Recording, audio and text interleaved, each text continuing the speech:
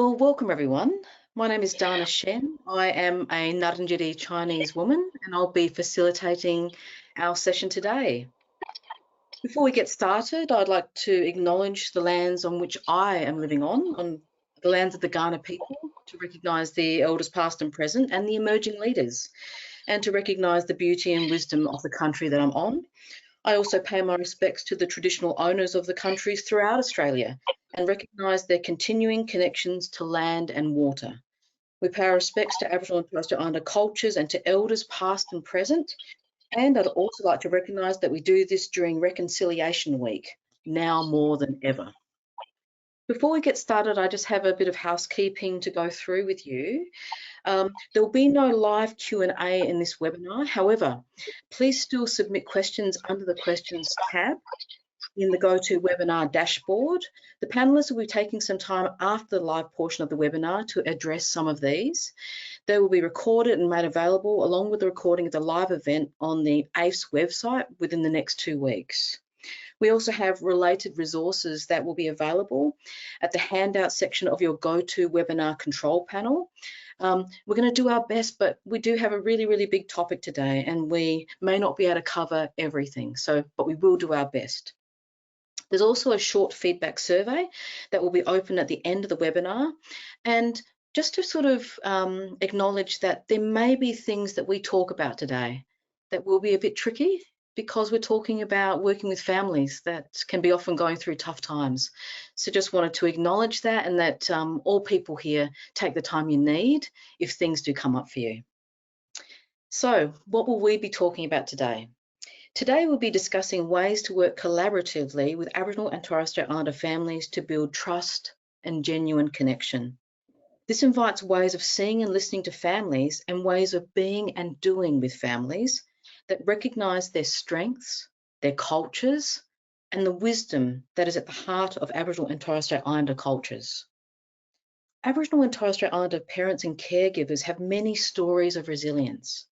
In a practice setting, the space to share and reflect on these stories is not always there. It doesn't always exist. The ability to create this space is crucial to working with these families if you genuinely want to walk alongside and build connection. So how can you explore these stories where true empowerment and self-determination is there as families work through hurts, hopes, and healing? The panel will address these at both an individual practitioner level and at a broader systems level, that is within communities and within organisations. We know we're speaking to a practitioner audience, but we also think that much of this will be useful for others too in varying fields. We also wanted to recognise we had a lot of questions come through about children in out-of-home care and also in education. Whilst we'll be touching on these, there has been specific webinars on these topics and there will be links in the handouts to those.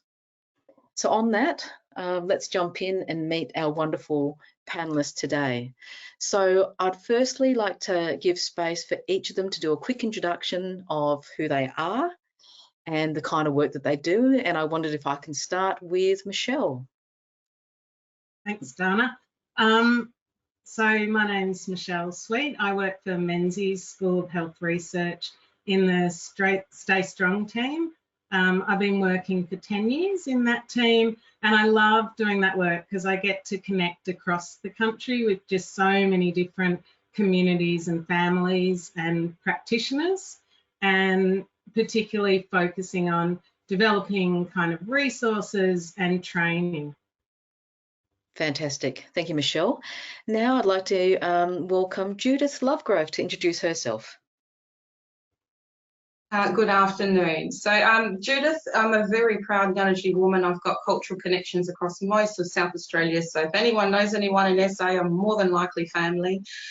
Look, I come from a background of psychology and counselling, and I've been an EAP counsellor for a really long time and offer clinical and professional supervision as well as cultural supervision.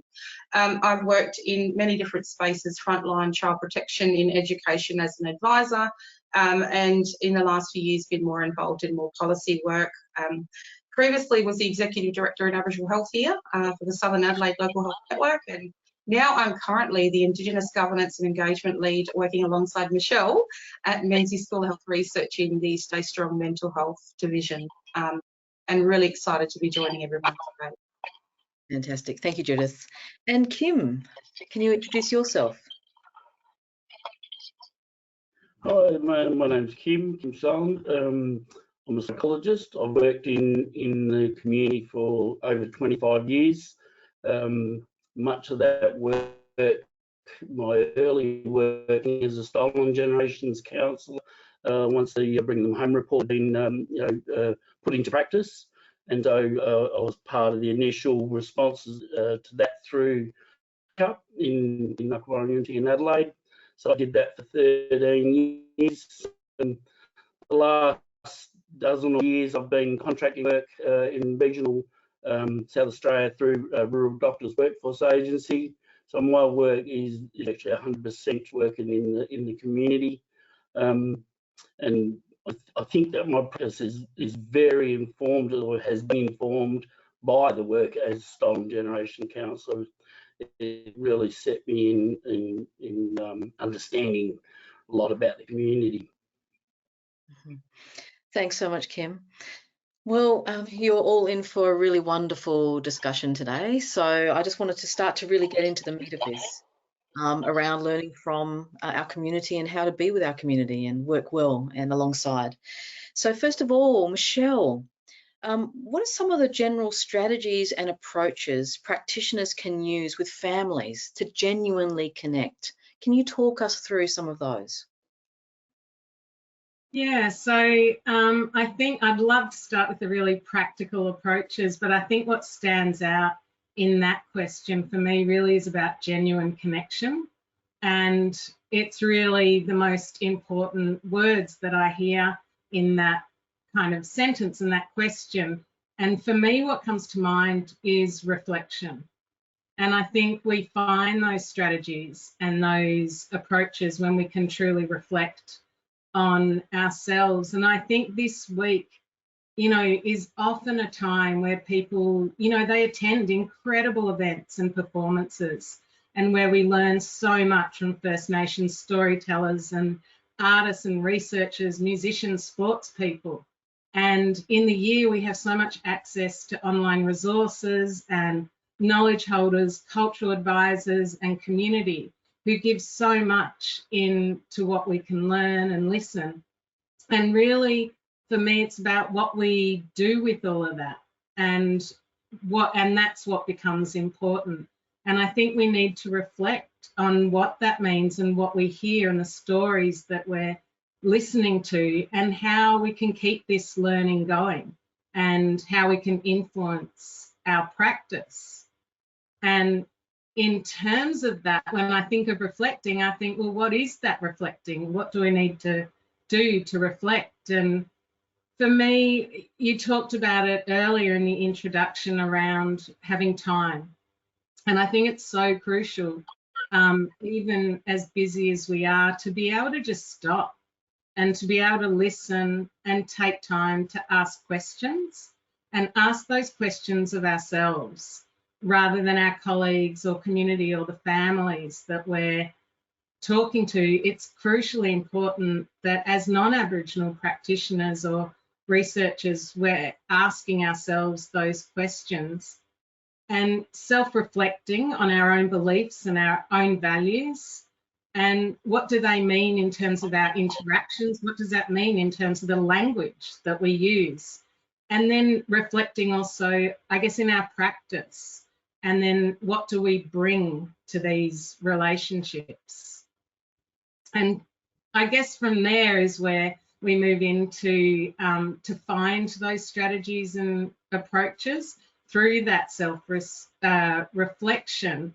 And often that can be quite uncomfortable, and bring up some uncomfortableness around feelings or thoughts that we have. And I think some of that is because we need to challenge, and we need to challenge some of the outdated sort of colonial systems or practices that we often work in. And some of those ways to do that, I think, is that we can start shifting the way we practice.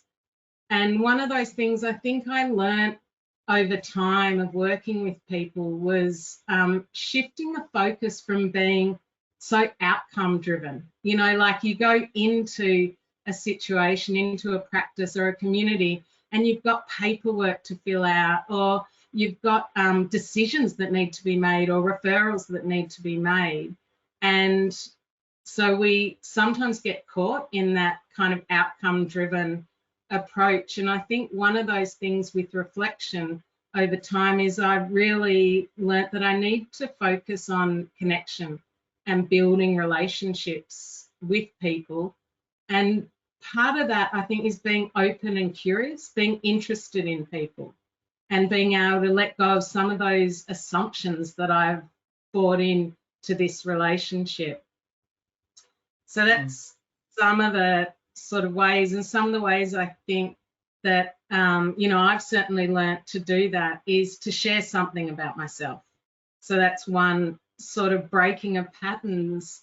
As professionals, we're often told to keep our boundaries and not share anything personal with clients or communities. And I think we can't expect others to share if we're not willing to share something. And I'm not talking about the deepest, darkest secrets, you know, that we hold, but even as simple as who's our family, what's our home, who are our children, or what's our favourite footy team, you know, as simple as that, finding those connections with someone who's in front of us. Mm-hmm. And then, you know, I think also that sort of curiosity that we need to come in to the relationship with is really important, to be able to really hear what people are saying. I don't think anyone asks us to believe them. People are asking to listen, just to listen to what someone else's experience or story is, to understand more deeply and to connect more deeply with someone. And I guess looking at some of those really important things like understanding the impacts of colonisation, or what does social emotional wellbeing mean, and then to reflect on how we can change our practice, knowing those things more deeply. Mm-hmm. Thanks very much, Michelle. I think you've set us on a wonderful conversation and journey. And one of the things that I just for listeners to come back to was that issue about the focus on sort of on the journey of the relationship, as well as outcomes. But we often focus on outcomes. But I want to come back to that.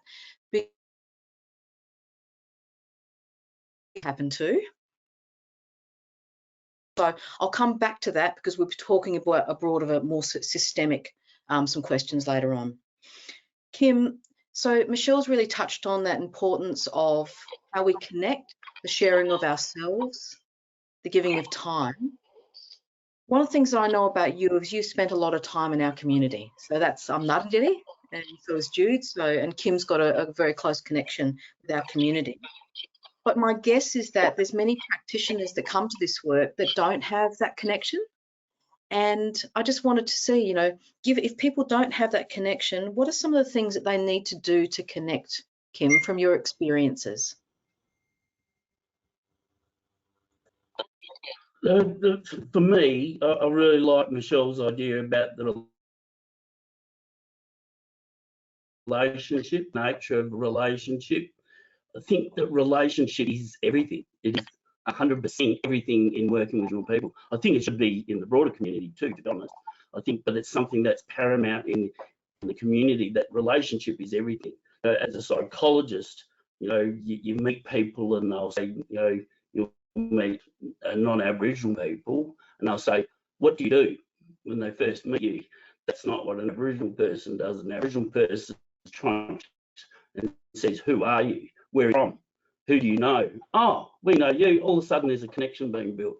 That's paramount. And to me, relationship is almost the most important thing that you can do in working with, in the community, is be prepared to be in a relationship. And I had an old fellow when I was doing stolen generation stuff. And he said to me, I'd worked with him and alongside him, but also with him. And one day I was at his house, and he said to me, he was an older fellow, and he said, Kym, when are your wife and you're going to come to tea at our place?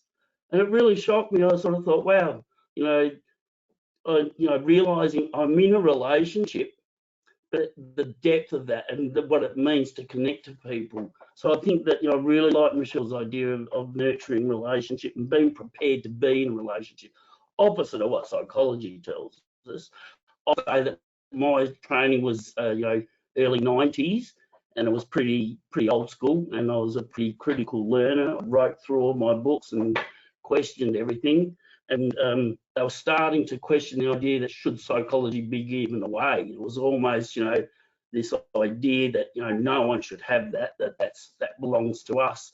So that's the style of learning that I grew in, and everything, like Michelle said, you get taught, is to keep yourself distance from your clients or from the people that you work with, which I just so can't do. That is not me, and I like to know, and I like the idea of building a relationship.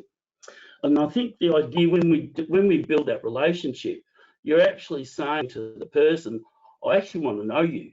I want to know what you've been through, what you're trying to process. And I think so if we foster that idea of wanting to build that relationship, that is, and that directs everything that you do, then that's going to work. And people are going to then slowly but surely, then they're going to begin to trust, because trust is huge. You also then learn to be flexible.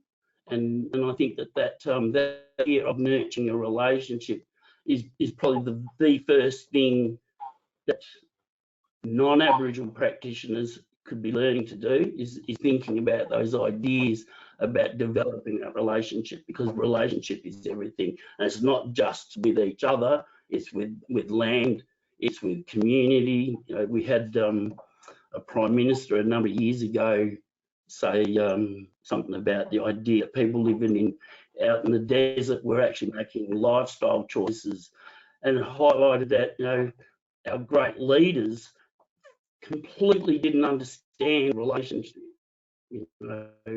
which was staggering, at that level. And I think, to be honest, that most people are the same, that don't get those ideas that relationship is everything and it's connectedness to everything. So I think for us as practitioners, the idea of doing that and being prepared to do that, because I think that's something that makes people nervous, particularly psychologists, and that the idea of saying, like Michelle said, we're supposed to keep our stories to ourselves and that sort of stuff, and we're not supposed to share. And I don't agree in that at one bit. I like my narrative training, which taught me about the ideas that as a psychologist, we are automatically at a different level than someone who's coming to seek our help and support. They automatically feel as if they're less. I don't see that at all. So to me, my job first is say, we're equal. There's no difference. You're not better than me, I'm not better than you. Maybe we can do something together, And I think that's huge. And that also builds up trust, because then people go, oh, this person's real, this person, knows a bit of stuff.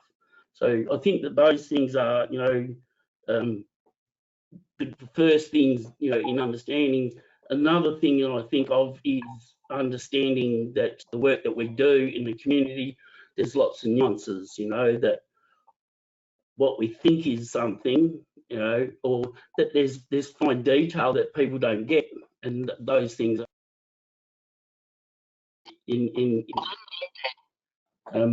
so I'm not sure. I keep getting the muted message or Yeah, there is a little bit of okay? Kym, there's a little bit of a glitch at the moment, so I'm just going to kind of just revise what you've just said, just so people are clear, because I think I caught the bulk of it. I think if we be really clear that relationship is one of the most important things, but you also made the point that relationship with country, relationship with community. So in other words, it's not just that individual person as a practitioner, it's the whole system of our communities that you're talking about. Yeah. And then, Kym, I wondered, would you mind just saying 100%. the last bit that you said again, just one more time? Which bit was that? Sorry. So I think you were making your final point around connection, and I just wondered if you could go over that again. We definitely missed the last bit of that. Okay. What I was getting at is that a connection, to me, when we make connection, we're building up trust because the person is actually trusting, but they're also seeing ourselves as real. And I think that's one of the huge differences in working in the community. I've worked with lots of people over the years and psychologists and that, and I don't want to put, you know, my own profession down, but I think that fear of connecting with people really separates people from their clients and the people that I really don't even like using the word clients, to be honest.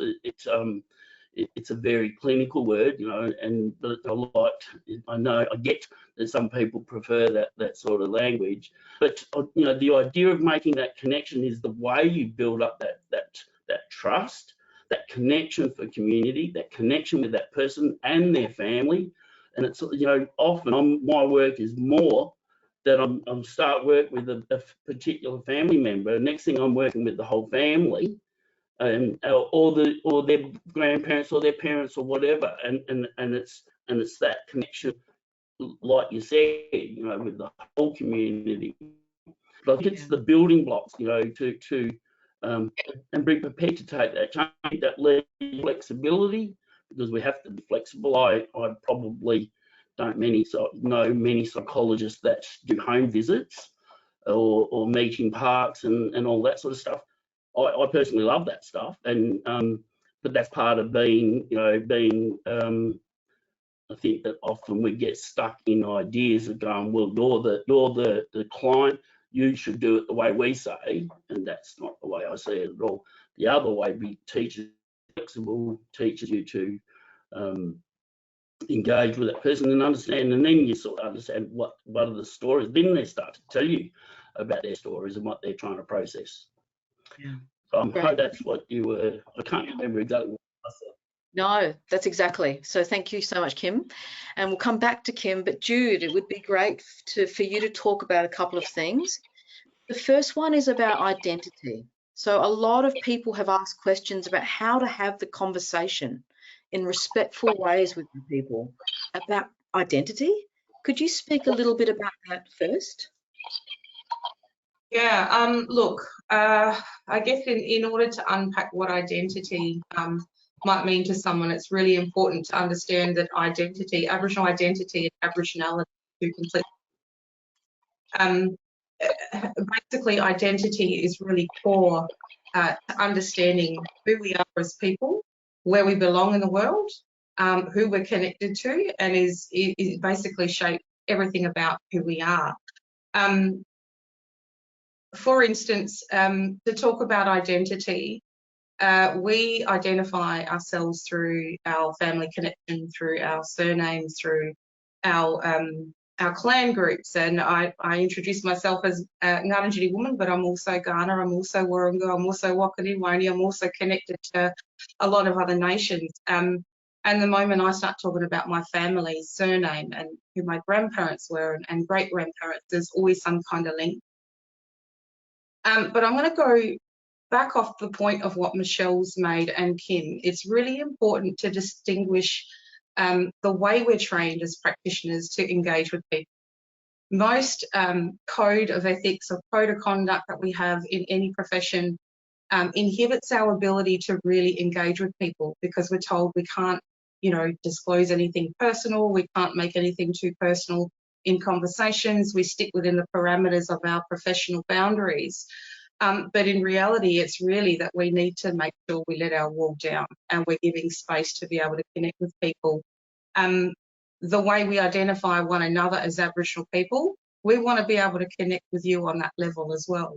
So, you know, we just want to know who you are. And basically, we know that in terms of our mob working with non-Aboriginal practitioners out there, there's a lot of fear around historical factors and mainstream kind of agencies that we know have had huge impact on wellbeing and removal of children and all of those sorts of things. So having a conversation with families about identity, it is a sensitive issue because there is an assumption that every Aboriginal person is connected and they do actually know who they are, but that's not the case. And I think when we bring it back down to simpler terms is identity, in the way that I've kind of been trained in narrative therapy and been teaching it for many years, is understanding that identity is intentional for people. It is about what brings purpose to them and how they see themselves, and identity is defined by that individual. It's quite easy for us to have a conversation and say, you know, who's your mob? Coming from a non-Aboriginal person, that might not be comfortable, but I think don't ever feel like you're stuck or you're going to say the wrong thing, but our mob will guide you in the conversation. You know, ask questions, ask lots of questions, like, and you know, we have to take off this kind of expert hat all the time. We don't know it all. I don't know it all in every Aboriginal community across the country because I don't come from those parts of the country. So ask lots of questions and make sure that you're giving clients and families the opportunity to be able to be asked questions to understand what identity means to them. And how they stay strong in their identity is another thing. We do know that identity as an individual is impacted by family, it's impacted by community, it's impacted by connection to country. And that whole holistic view around identity is something that everyone needs to keep in mind. I think if there are gaps in people not feeling comfortable in having those conversations, I would really strongly encourage people to understand the social and emotional wellbeing model and the philosophy.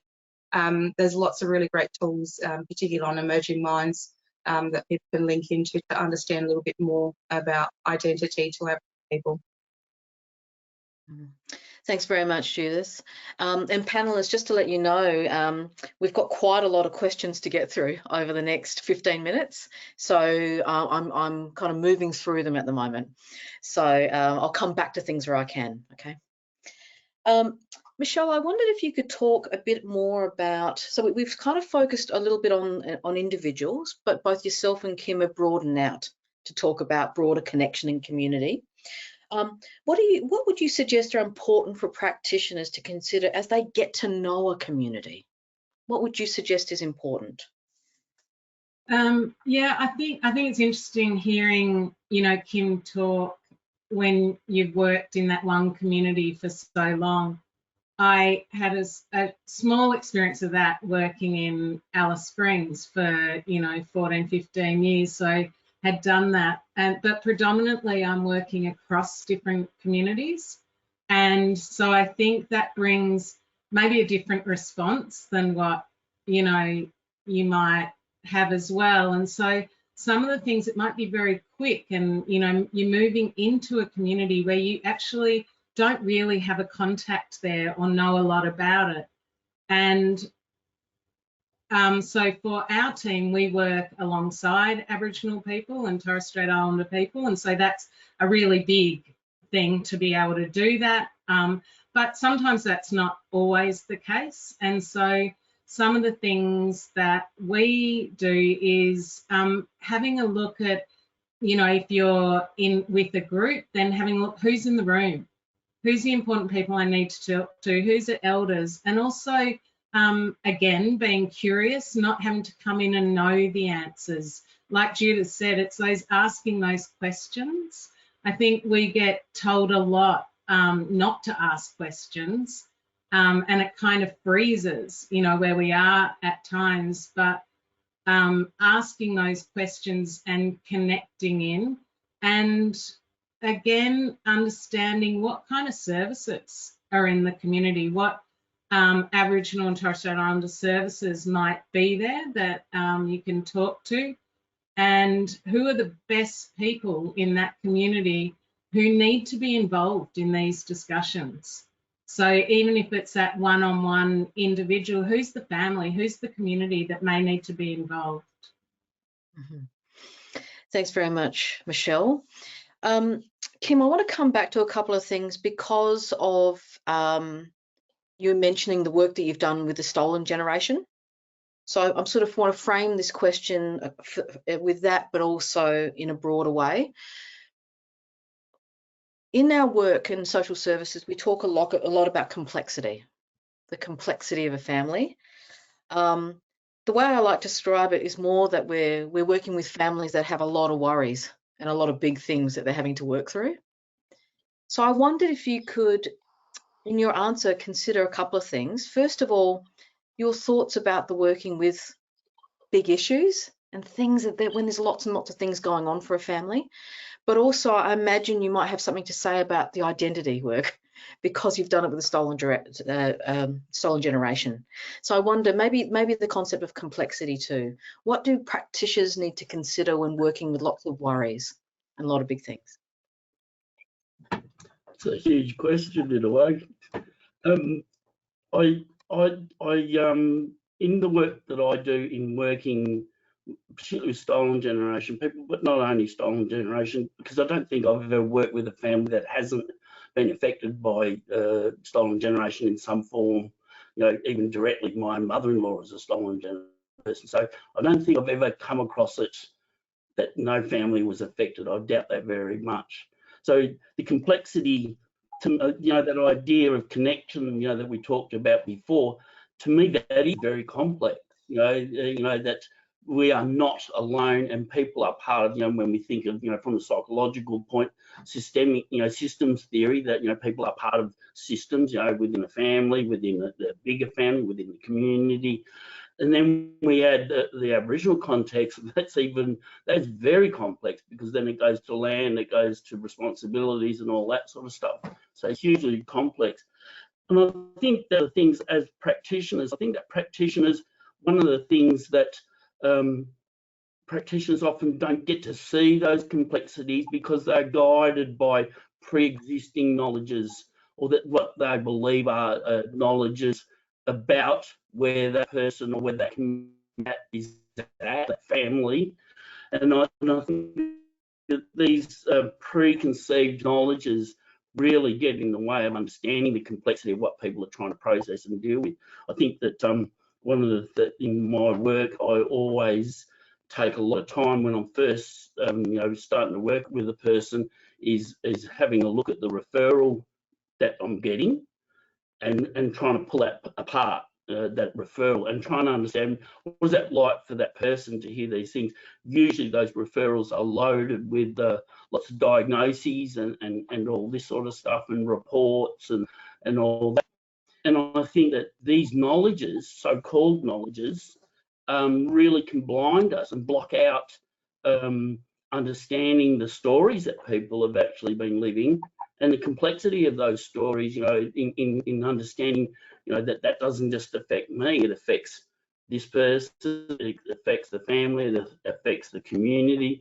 You know, trying to understand the process when children are taken. It's not just the family or the immediate people that suffer from that.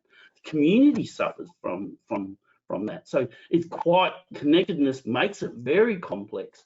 And I think that, you know, these pre-existing knowledges prevent us from actually having the opportunity to actually hear a story, hear the story that the person is actually, you know, and we've got these diagnoses and labels and all that. And like I said before, you know, I'm a psychologist. I don't want to turn on my own profession, but I think that often it's been more damaging than helpful, to be honest, in working with community and helping to heal some of those things, because, you know, like I said, most referrals come loaded with labels and you know, report and discussions and indications about what that person is and who they are, and we don't get to hear it. We don't get to hear the you know, what they're trying to process, and we block out automatically, and it stops us from hearing the real story. I think that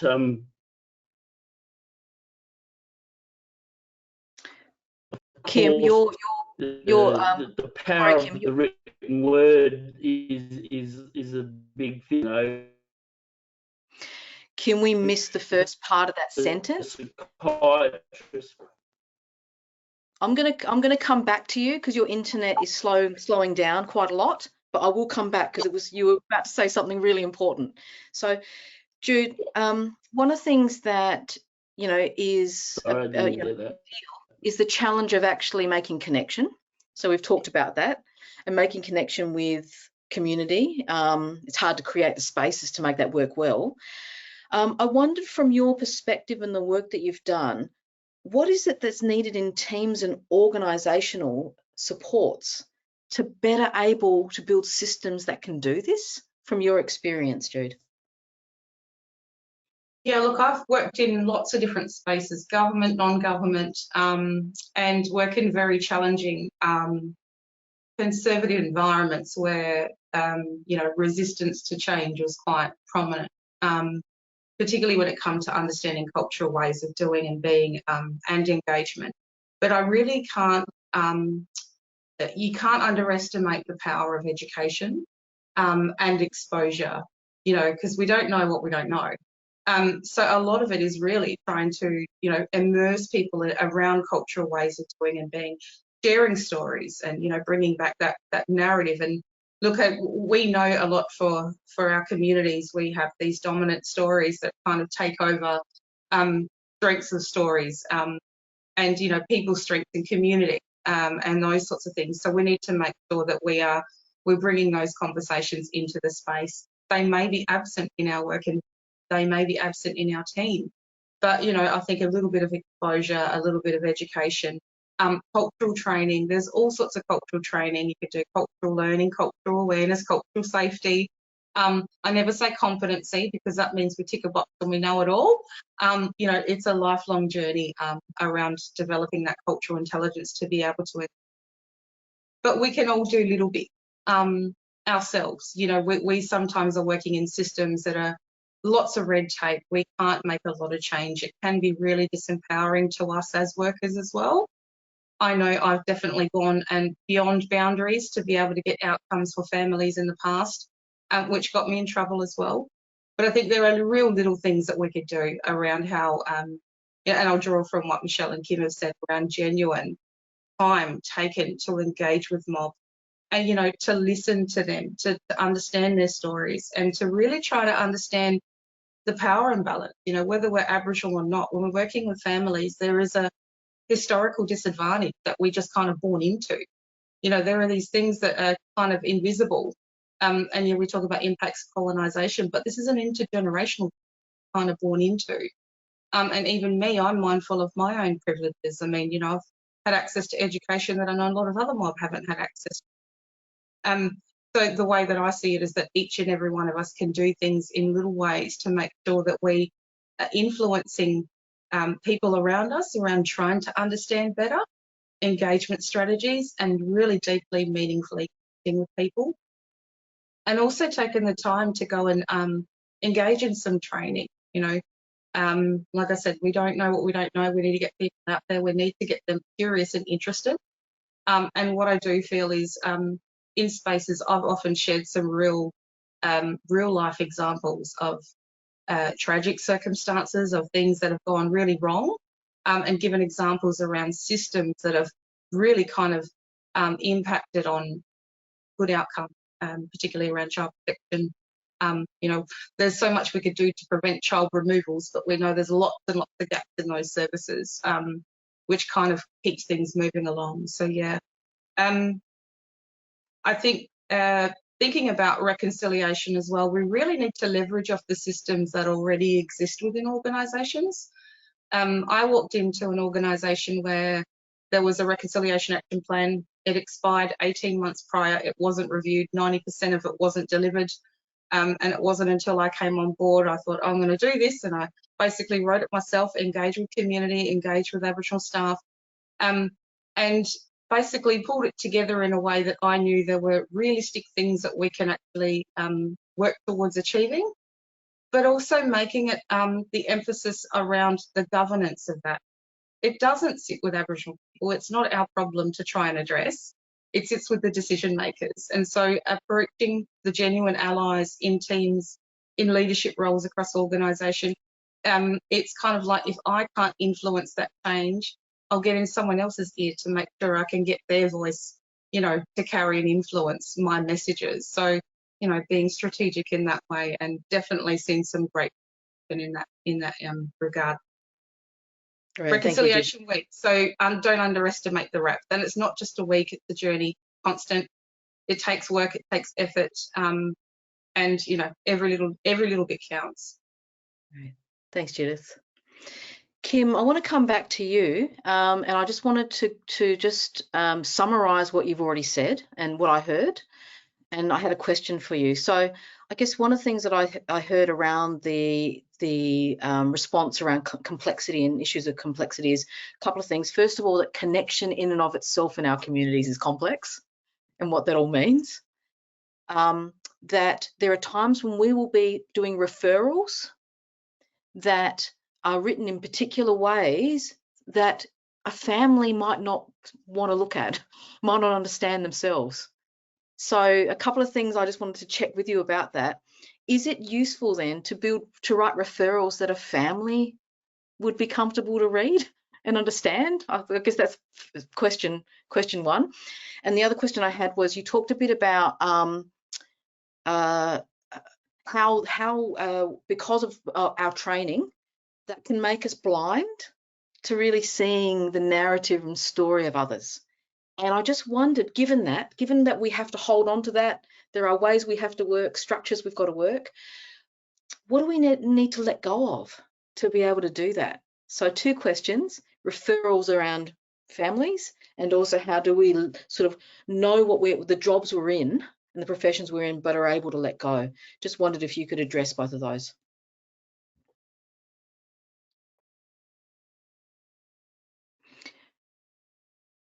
Kym, I think there's actually a bit of a delay and you're not coming through. You're completely muted now, so that's okay.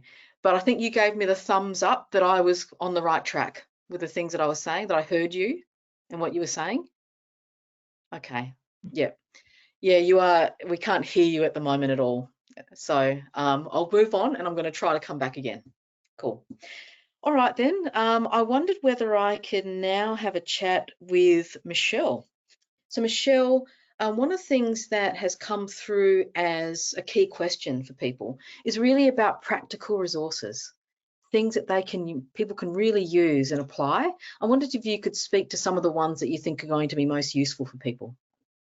Yeah, so I think there's 2, so there's the sort of paper-based resources and the digital resources. We do a lot with the digital resources in the last 10 years. And one of the most important things, though, that we talk about is just knowing your resource and knowing who you're working with. So making sure there's a match there. And people are very time poor, and so understanding the resources, it does take some time to know what those resources are. So some of the places we recommend people to have a look at is in Wellmob. So Wellmob is a website. It's got over 400 resources, social emotional wellbeing resources for First Nations communities, families, and people working in that space. So that's a great website to go to because there's just so much in there and such a range to be able to have a look at, and has such a range of different resources, videos, papers, webinars, podcasts. So that's a great one. And of course, I'm going to unashamedly talk about the Stay Strong resources, which there's quite a few of them which, have been developed over 20 years. So there's a lot. They were developed by Aboriginal mental health workers 20 years ago with the concept of practice, which really is such a simple concept in how to engage and what people want in terms of that engagement, and how to approach and different strategies around connection. So again, there's a whole lot of different resources, from paper-based care plans, digital care plans, videos. And I have to say, Emerging Minds has some incredible resources on there as well to have a look at practice, ways of practicing and strategies to work with families and communities in practice. And then there's, of course, Healing Foundation, which have some fantastic resources. Lowitja has some great ones on there as well. So I think they're the main kind of places that I'd recommend people have a really good sort of dig into and have a look what might be relevant. Fantastic. Thank you, Michelle. Jude, one of the things that has come up, and I mentioned this earlier, is that there's been quite a lot of questions around education and child protection. And in both cases, there's a lot of pressures, a lot of expectations in those systems, like a lot of pressure on people who work in those areas. And Jude, I wondered, you know, given the pressures and given what Michelle said about the importance of the journey as well as the outcome, so the relationships as well as the outcome, how do we actually support practitioners to apply things in genuine ways? So if we really hold that people really do feel pressure, and there's lots that they've got to do, there's KPIs and all sorts of things, how can we think about, for practitioners, how can they do this in a genuine way despite the pressures? Given your experiences, I wondered what your thoughts were on that. Yeah, look, one thing that's kind of guided me in terms of the way that I do my work with children, adults and families is really about taking this de-centered approach. And it kind of sums up everything that Kym's talked about and what Michelle's talked about, but from a kind of narrative approach, is understanding that to be genuine, and I'm talking about narrative as in how it was made and designed by Michael White. He did say that one of the key foundations to how you apply this kind of therapy is through the learnings of engagement with Aboriginal people. He said they taught him what true, genuine ways of working were, and that authenticity and transparency were kind of the foundation to how you actually work with people in general, kind of like this humanism approach. But it really comes down to we might be time limited. We might need to go out and do that assessment, tick the box and get things done very quickly. But it does really compromise genuine engagement, right? Aboriginal families are often labelled more at risk when they disengage. So that initial point of contact of any practitioner, it kind of sets the foundation of what the outcome is going to look like. So we need to make sure that we are actually holding the space for them and working at their own pace. So being decentered is really not being an expert, but allowing clients to share their journey and their story, to be able to build trust with you, let you all down, let them yarn about who they are, what they want to prioritise in their conversation, and let them be the drivers of the conversation.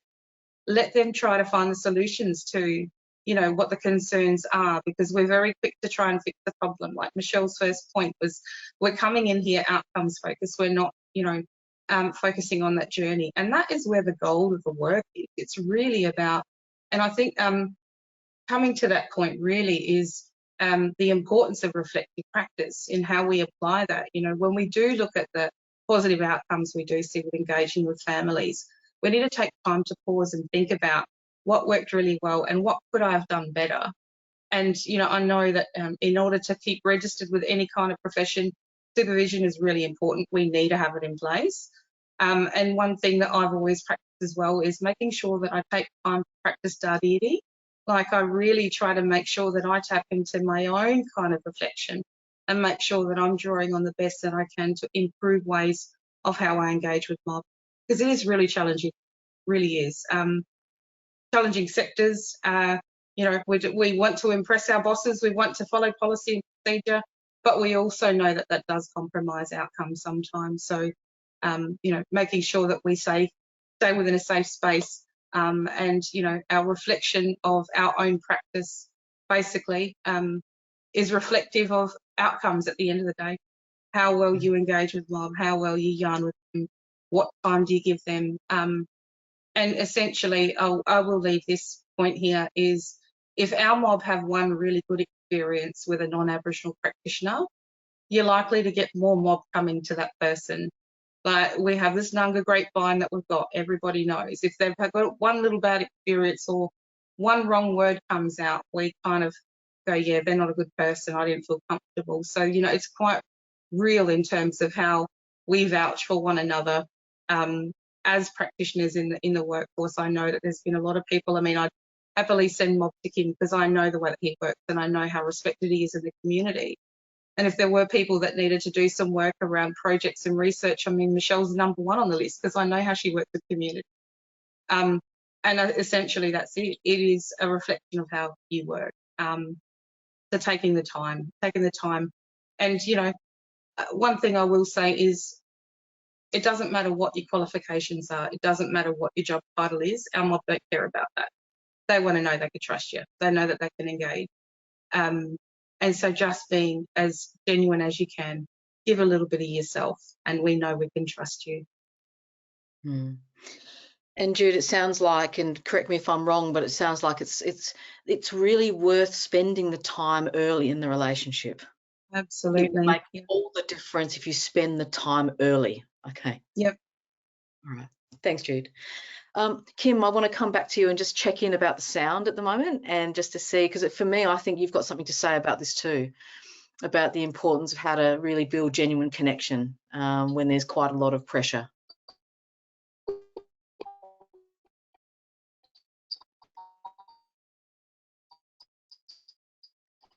And I think I'm having difficulties still with hearing from Kym.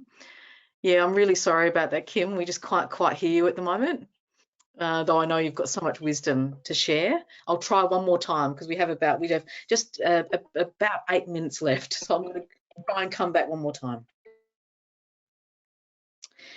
So other things that I really wanted to kind of respond to were really about, you know, the importance of responding to some of the questions that people had through registration.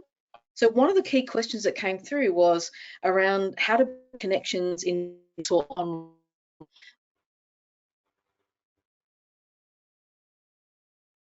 Michelle, I wondered if you could respond to that. Yeah. So, I mean, I think, you know, we keep saying the same thing, which is relationships, and, you know, the most important thing is spending time. And it isn't any different, I think, when we're doing that in groups or online. It's about those same ideas about sharing something of yourself to build that connection, and creating, I mean, we always want to create a safe space, or a space where someone feels comfortable, and I guess allowing people the time to settle in, you know, not just jumping into quick questions with people. So we often work in groups where we share about ourselves and the project, or what we're doing first before we start, and then about, you know, if it is groups, breaking people you know, into pairs, partnering people up, so they can just have those small conversations and feel a bit more comfortable. And then as maybe the day goes on or the morning goes on, you know, expanding that out, where it expands from partner conversations to small group conversations to then, you know, talking within a larger group. So that's some of the strategies, as well as, you know, obviously how the room's set up as best that we can set those rooms up, but also finding activities that build those connections with people, that are familiar for people, that it's something that they feel they can talk about. You know, that there's some sort of, you know, what keeps you strong, you know, is a really simple question. What's your favourite food? Those kind of things that can build someone up. And also, I think humour's a really good one. That, you know, you got to bring that humour into something in a group where people can actually sort of release some of that tension, or some of that sort of angst that happens as we come together as a group. And then I think the last thing, really, I know we're short of time, is just being able to complete. You know, when you come together as a group, some way of completing that process. And simple things like, even what's one thing you would take out of this session that you would take back to your community or family or workplace. Mm-hmm. Fantastic. Thank you, Michelle. And just a point to make to people listening today, there are a couple of times when I've asked Kym questions and he's been unable to answer them. We are going to be doing another session after this with some of the questions coming through, and we'll make sure that those do get answered. So do make sure you listen to the recording afterwards if Kym can't finish answering some of the questions. We've just got a few minutes left, and so one of the questions that also came through registration was the importance of the use of non-stigmatizing questions and language.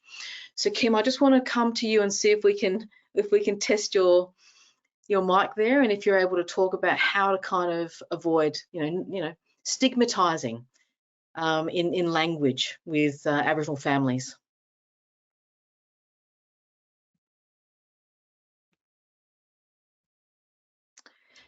Yeah.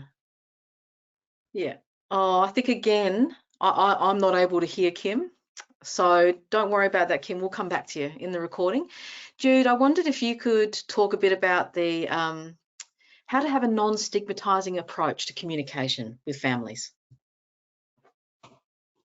Yeah, look, I think it comes back to my point around being be-centered is really about how we center people in those conversations. And I think one really important thing is, and disappointingly over the years working frontline in child protection, I used to be in a program where referrals from DCP used to come to me, and I'd provide intensive family-based support around trying to address any concerns around child protection issues and to move families away from the statutory system.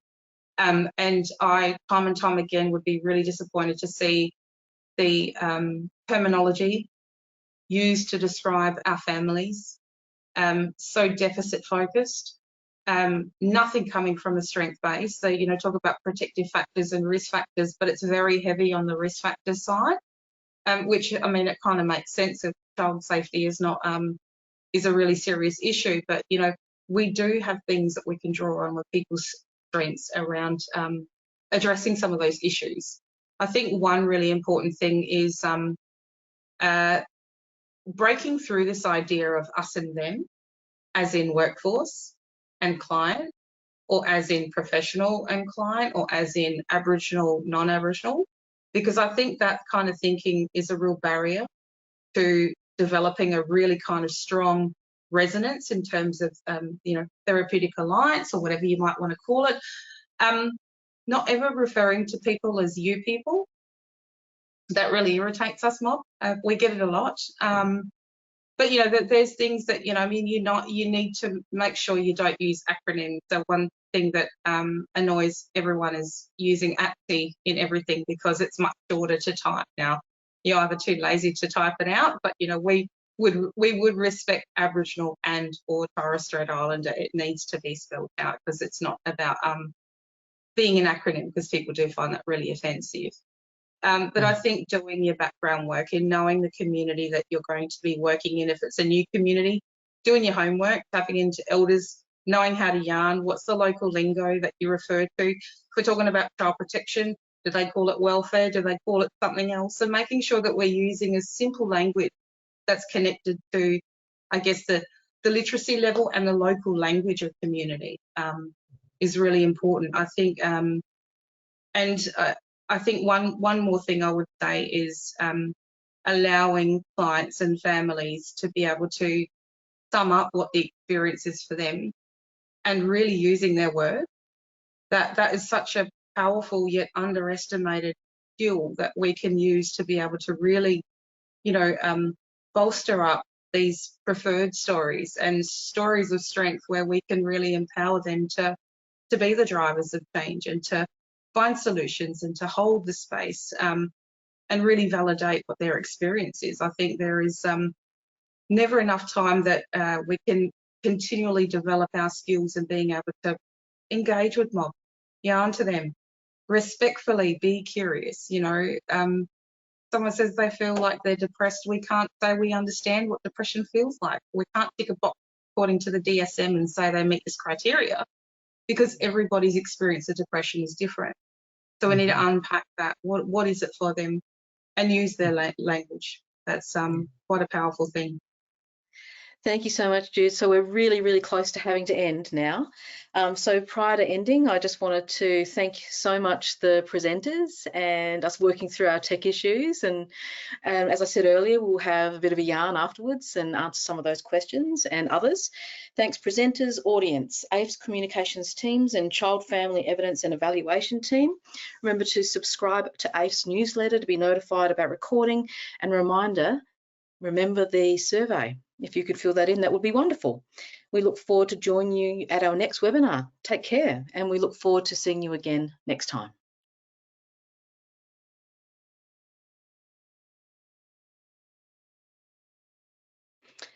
Well, hi everyone. Welcome back. As promised, Kym and I are spending a little bit more time together so we can learn from his practice and his work with community and individuals and families as well.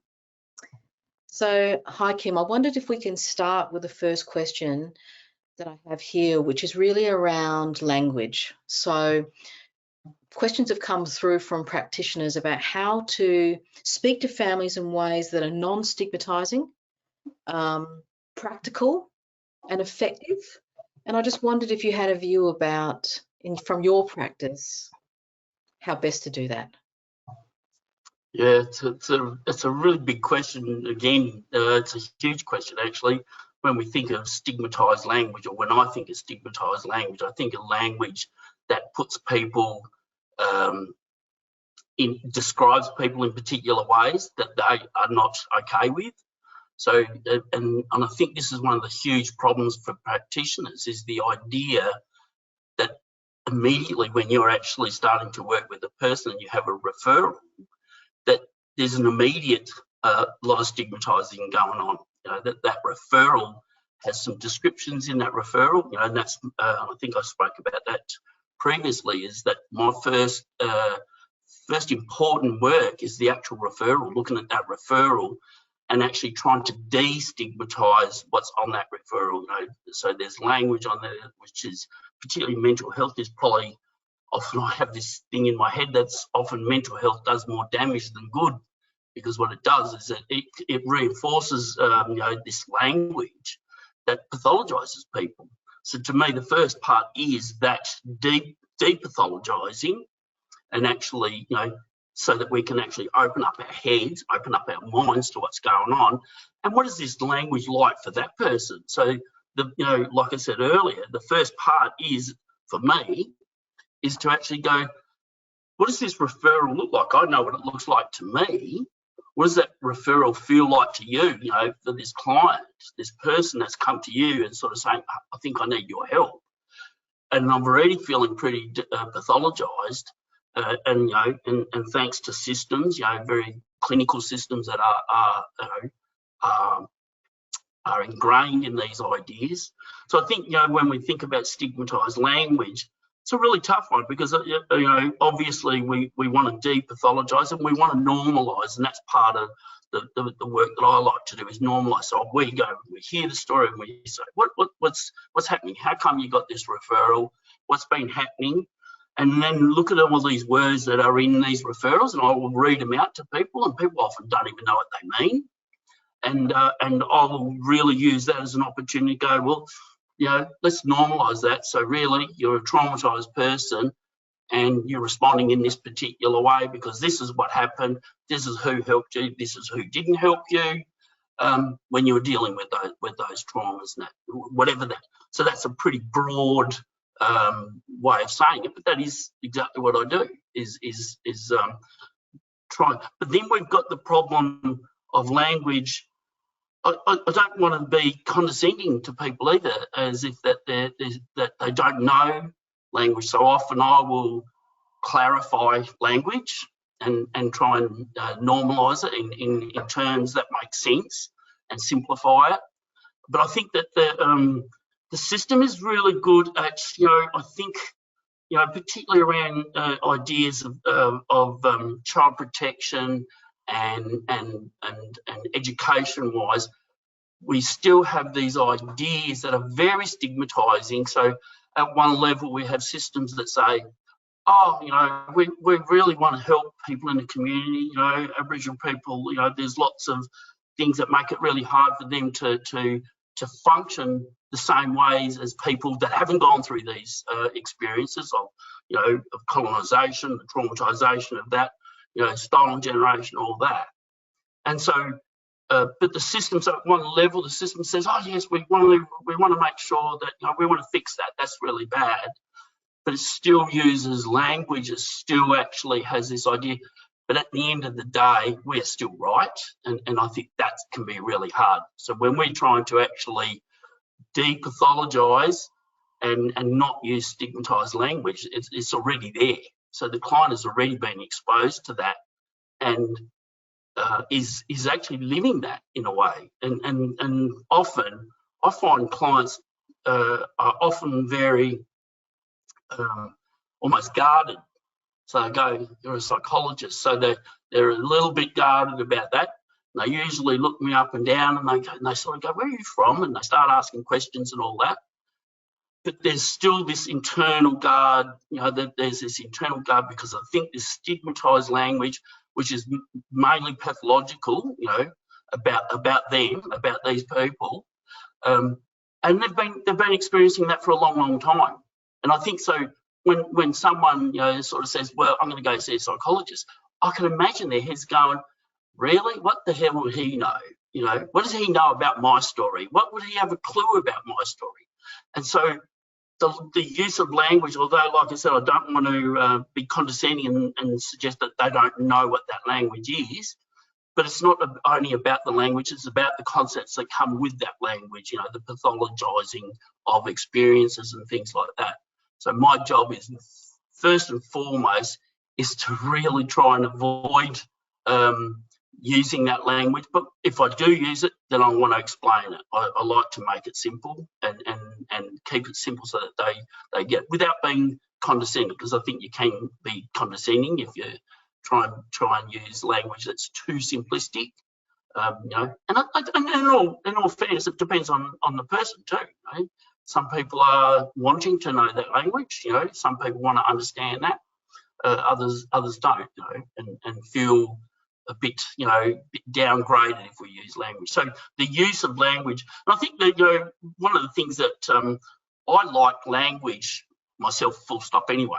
I like to use language, and I feel pretty privileged. I've done a lot of work around the country, you know, particularly over, you know, the last 30 years with Stolen Generation, a lot of reunions, a lot of travel. And but I was also privy to some long work working with some older people from up in the APY lands and that. And so they used to teach me language, you know, and I like learning language. So I like doing that anyway. And I think language is and I've travelled a fair bit of Asia, and I like learning language over there. And when you try and take on someone's own language, you're actually, well, it's the greatest form of flattery, isn't it? To copy, you know, what someone does. So to say, I want to know, and people like that. And people think, oh, you know, you're interested in me, but you're also interested in my language and what that means, and also I think that can be expanded, you know. So as far as language, I think that, you know, that's a skill, I think, is actually learning language and understanding, you know, I know what people are talking about when they say things and they're talking language. And that I know that we've got sort of, I don't know what you call, you know, sort of broken language, even in Nuttingere, you know, there's words, you know, I know lots and lots of words within that. And I know that it's not a full and complete language as it used to be, but, you know, understanding where you're working and who you're working with, I think that's a really important thing, because it's shown respect and it's shown that you actually value that, and you value them, but you also value that culture, you value that people. So I think that's a huge one. Yeah, great. Thank you, Kym. And actually, by what you've said, it leads me to want to ask you, given the discussion about language, I want to ask you a question about the language of strength-based practice, working to strength-based practice.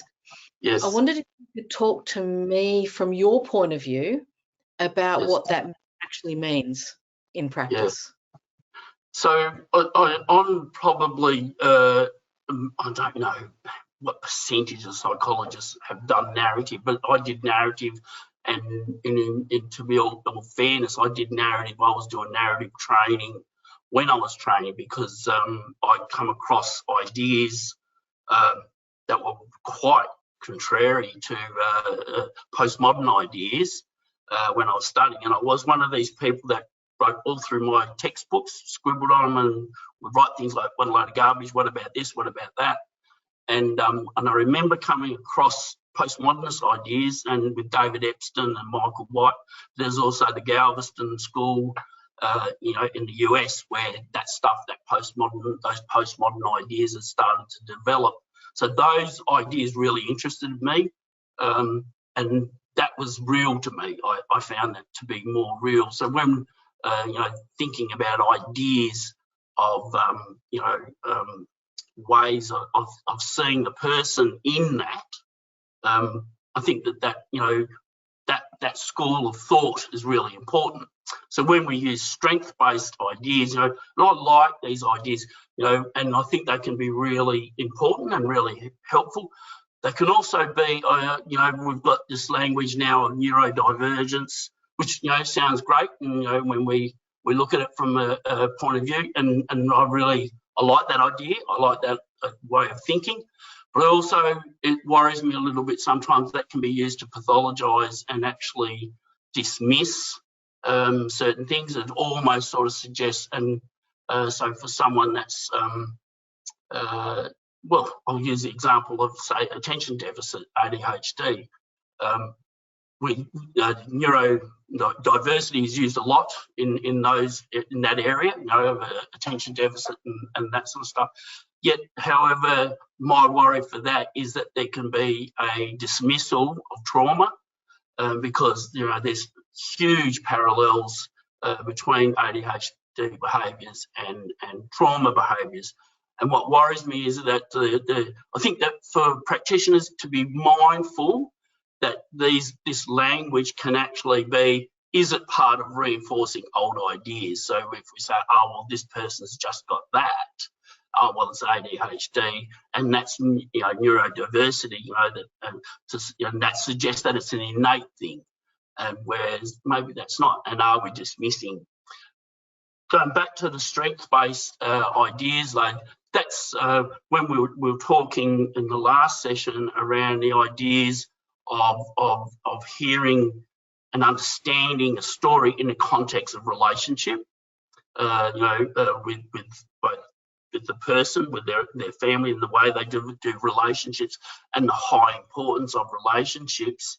And if we have that idea that we're using these concepts as recognising the strengths-based, because they're hugely strength-based for everyone involved. If we look at traditional culture and community, unbelievably strength-based at every level, at every member of that community. Not just a single. We do have a bit of an individualist society today, which is more, the individual. That there's certain individuals that are seen as strength. We go, oh, they've got amazing strengths and values and skills. And that's quite different to the way community works. That's very different to community. So again, my head wonders about, it's good, are we using head strength-based in a broader context, or are we using it in an individual context? And of course, they're both really important. But I worry about language that sort of dismisses then and wants to hear certain things at the individual level, despite the person's experience at the community level and the family level. And of course, we would never want to, dismiss strength-based approaches, of course, because that's everything in a lot of ways. It's about, working, going, I always like the idea from the narrative perspective, going, how did you manage to survive this? When I hear a story and go, it is amazing, it's constant in my work.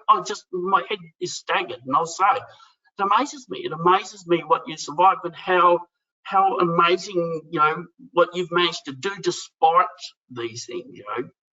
I think that this is the whole pathologising, of things like stolen generation. That go, people forget, people have survived and survived amazingly. I had a client at Taylor Ben, an old fella, and not a non-Aboriginal person, and he was about 80.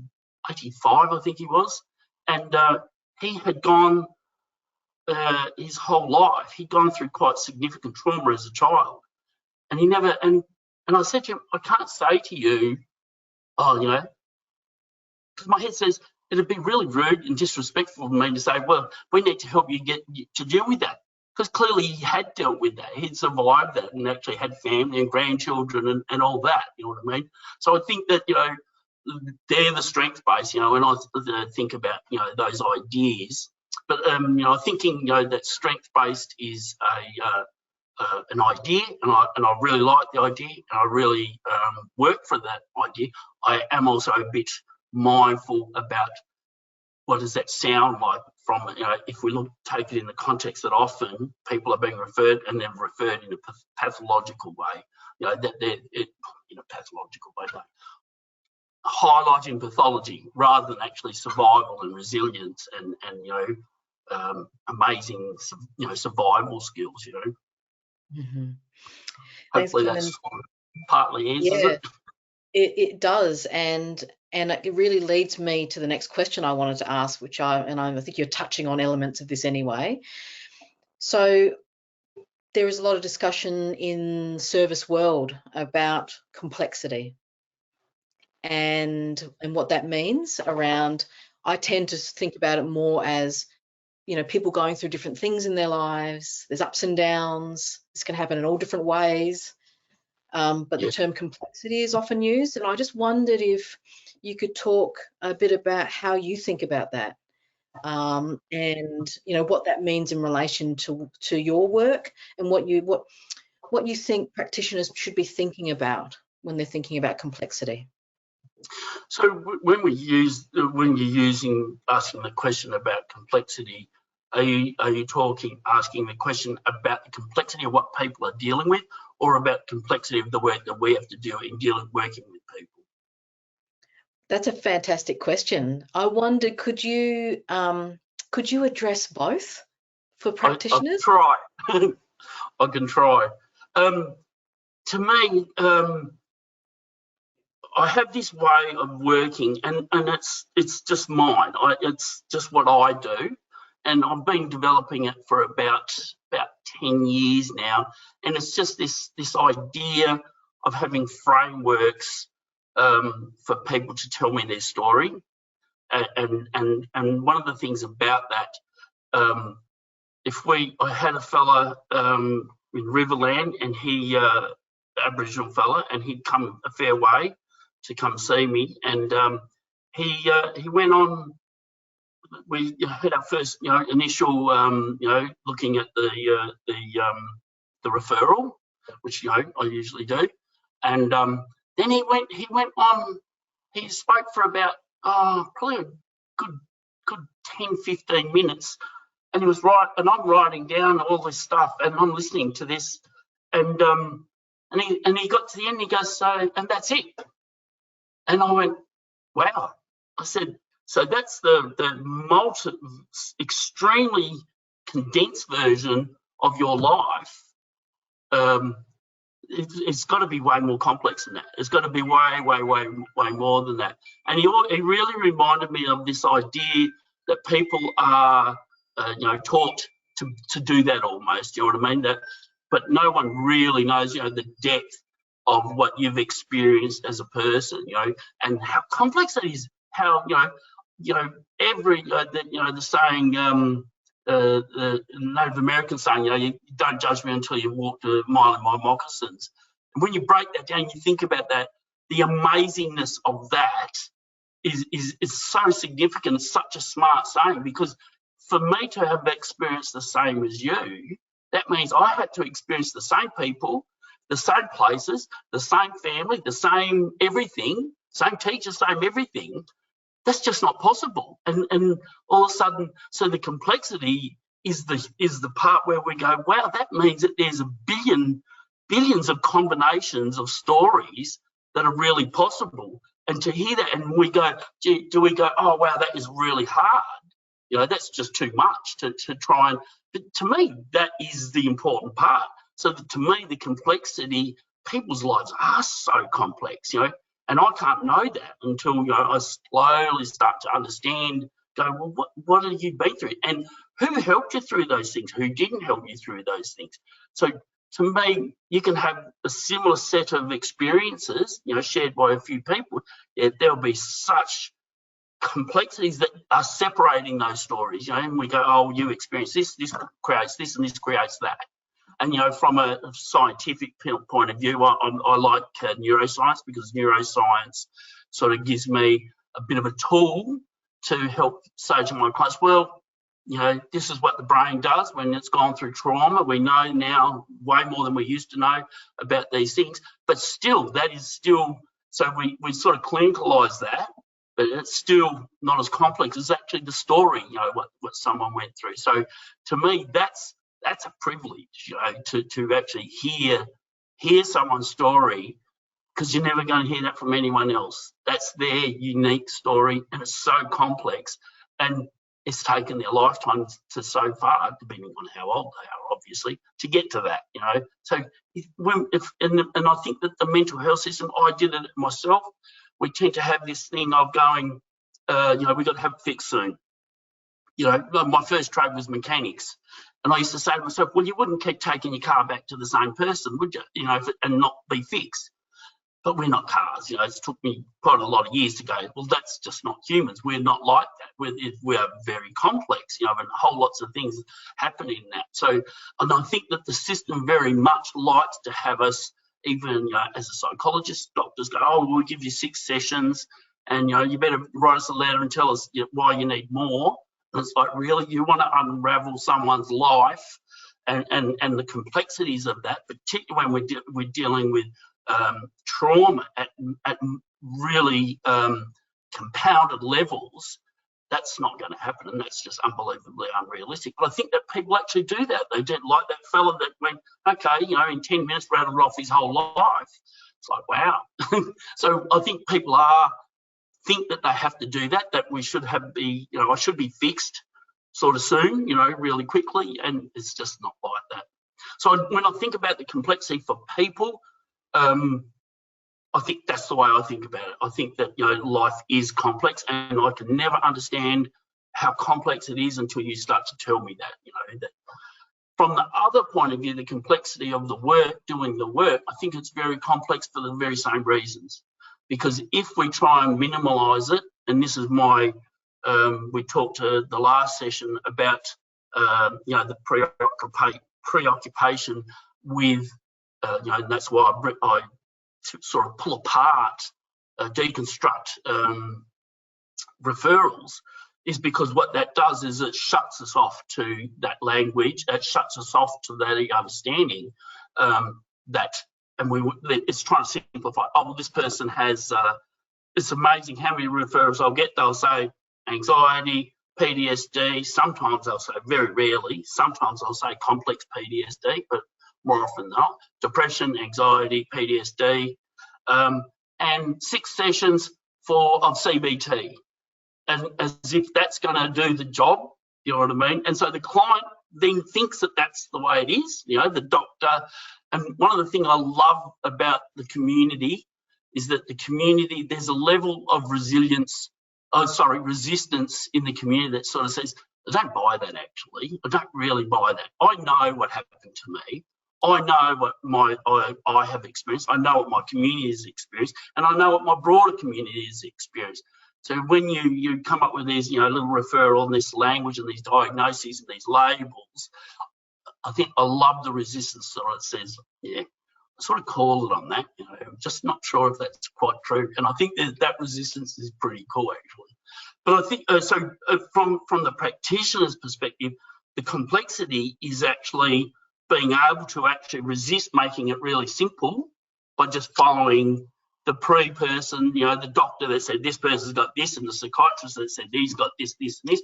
Okay, well, we'll go along, and you can keep taking your medication, and we'll have a few sessions, and we might do some CBT and you know, try and discuss why you think about the way you think about, you know, what you've gone through. I think if practitioners can bring that complexity and actually dare to actually expand on these ideas and actually challenge it and sort of say, is that really all there is to it? You know, you've just got depression, you know, and you probably were born with it, and there's, you know, these ideas, and be prepared to actually have a go and sort of say, challenge those ideas and say, is that really true? You know, is this really the way it is? And I think that works in a number of levels, because I have a lot of kids. I was doing some work, and I won't say where, but I was going over there for about 18 months, and it was quite a remote area, and I was really shocked at the number of referrals that I was getting for ADHD. Now, and these kids that I was at, it wasn't ADHD, they were traumatised kids. This was trauma that we were talking about. I kept thinking, well, is there something in the water here that, you know, all these kids have got ADHD? I think that this happens in remote areas. I think that they're in rural areas where there's people been around for a long, long time that no one challenges it and sort of says, oh, well, yeah, this is it. You know, the paediatrician says he's got ADHD, so he must have ADHD. And I did question, and it was amazing. I got responses that I didn't expect. You know, it was like, no, don't you question that, you know. So I think complexity, if we for practitioners, is to be prepared to accept that it's going to be complex. So it's not going to be an easy thing to do, you know, that we, you know, and step past the idea that, you know, hopefully we've got you fixed in 6 sessions, you know, that, you know, and this is where the relationship part comes in, because then when you're actually dealing with someone, you're actually developing a relationship with that person, which is very quite complex by itself. So I think it taps into all those ideas as being prepared to make it complex, you know, and to hear the story in more complete. Then you're never going to hear a complete story, but you're going to hear a better story than what the referral says, that's for sure. Yeah. Thanks, Kym. I think people will really find that interesting about that kind of movement between the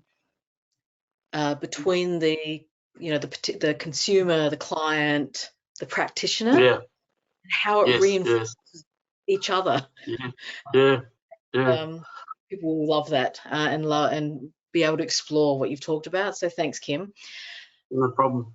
All of this, there was one more question that I wanted to ask.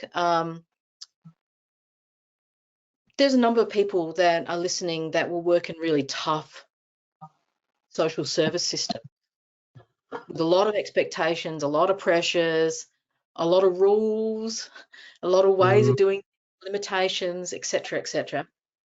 And I wondered what advice you might give them in relation to working in this way in these really tough systems, because there's a lot of pressure that can push people away from some of the things that you've said. Yeah. I just want to open up if you're able to kind of just speak to that a little bit.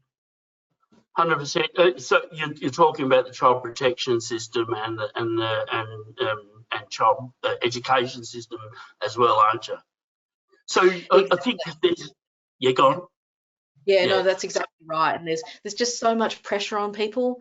There's workforce issues. There's, you know, and lots of people go into this because they really care and they're trying their best.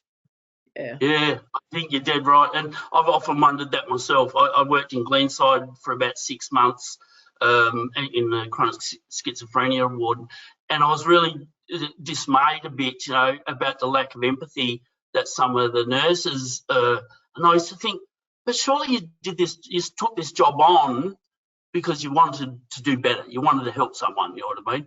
And so, and my head sort of says it's often the system actually does this. It actually wears people down. There was some fantastic nurses, really caring people, you know, working. But it did disappoint me a bit that there were those that just got, I suppose, sucked up by the system, you know, this systemic thinking. And it's really interesting because it touches on these ideas about, we use the word nuances, you know, in working in community, to expect that, you know, there are going to be some nuances that you're going to experience as a non-Aboriginal practitioner. I think that that's probably a really subtle thing to say, you know, that there's going to be nuances. It's going to be a lot. There's some huge differences that are not just nuances, just, you know, little bits of difference. I think there's some huge differences.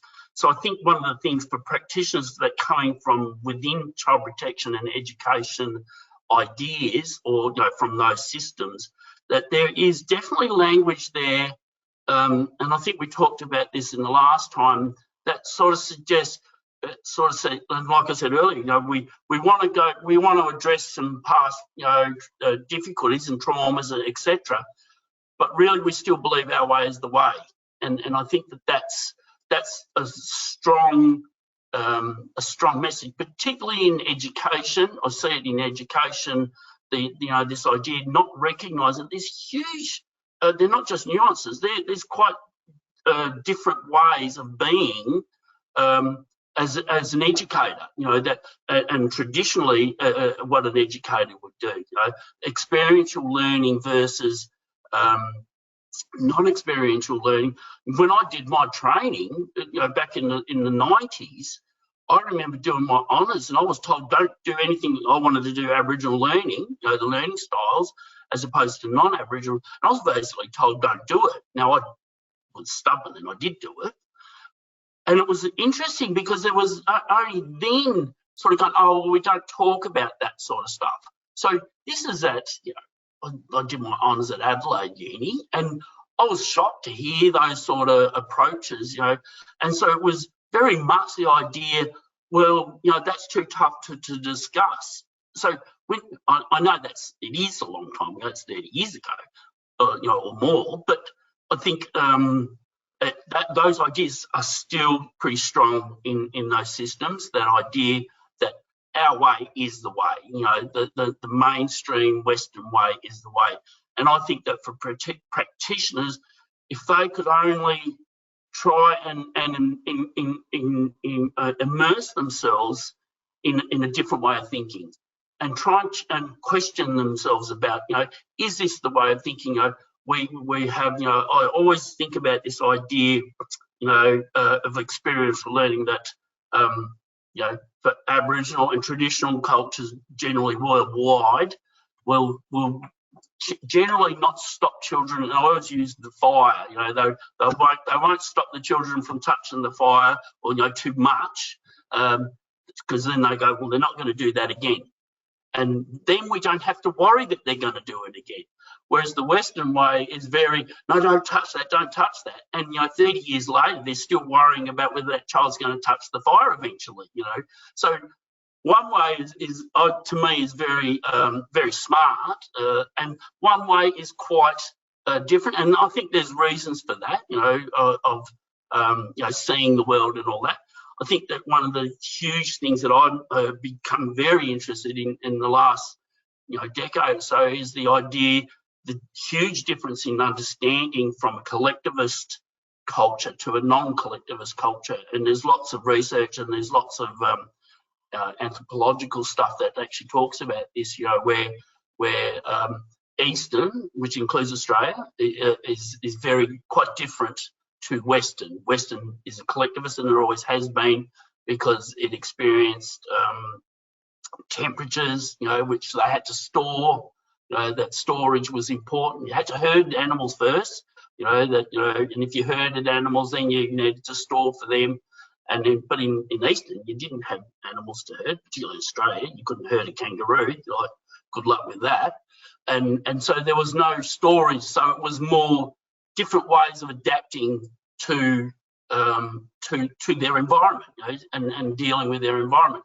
And so one leads to more an idea. I'm not sure the term counterfactuals, where people, what are we going to do if this happens? And one of the things that they found in Chinese characters, they don't have those ideas. Yet in Western, it's very much, what are we going to do if it snows all year? What are we going to do? We need this, we need that.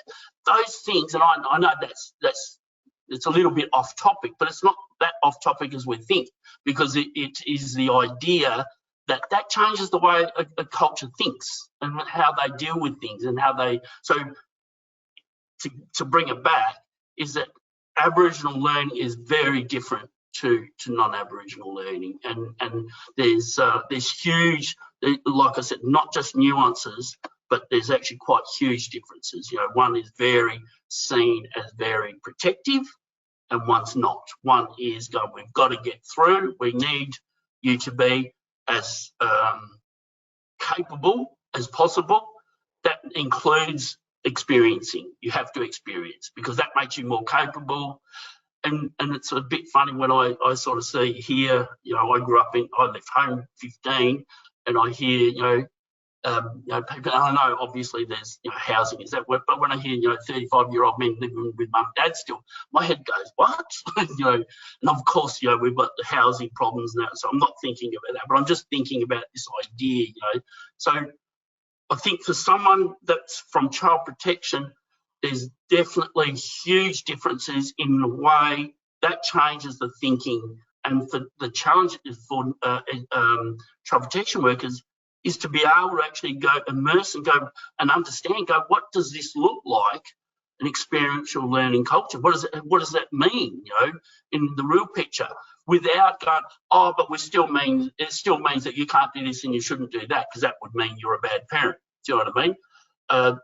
It doesn't. And to the challenge, obviously, for child protection, I believe in child protection. My wife is a child protection worker and has been, you know, for 20 years.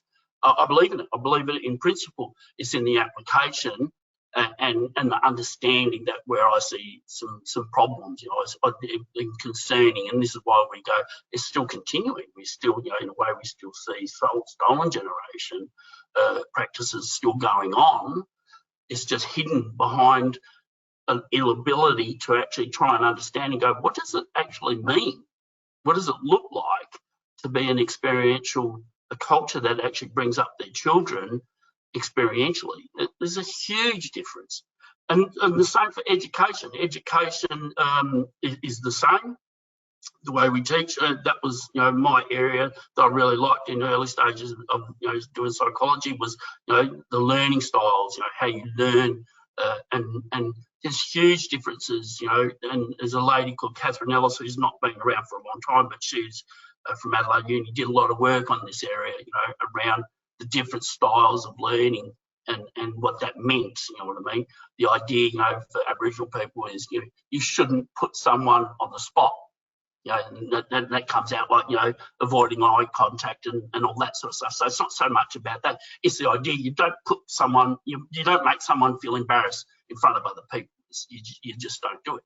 Yet in studying, our education system often does that, actually puts people on the spot and sort of says, you know, oh, well, if you know this, then you should know this, and make it really complex. And they go, well, you're trying to trick me, you know what I mean? You shouldn't make me feel like that, you know what I mean? So even that's a very simple thing, but that's actually part of the bigger. So to me, the challenge is for educators and child protection workers is to actually try and immerse your thinking into what does it mean to be, and not say that it's the same, because it is not the same. That's, to me, there is a lot more that's different within Aboriginal culture than there is in then there's the same. I think there's a lot more different than there is the same. And of course, you know, people go, oh, well, you know, everyone's the same. Well, yeah, of course we are. But, you know, you could say that about animals. You know, how many animals have got 4 legs? They've all got 4 legs, but you wouldn't say a dog's the same as a bear. Do you know what I mean? So there's huge differences. So, yeah, immersing yourself in that ability to think down into and immerse yourself into that understanding. I think that's probably an important thing for a worker. Fantastic. Thank you so much, Kym. Thank you. You've taken us through really different ways of thinking about language, about thinking about concept from very different directions, and now about how practitioners can bring themselves into these systems, and to have a depth of learning and connection and curiosity. You know, obviously respectfully doing that, but really kind of exploring what does this mean to really come and understand from a very, very different way of seeing the world and being a part of that too. So thank you, Kym. Thank you so much for your time, and thank you to everyone has joined us in this session. Hope you enjoyed it as much as I did.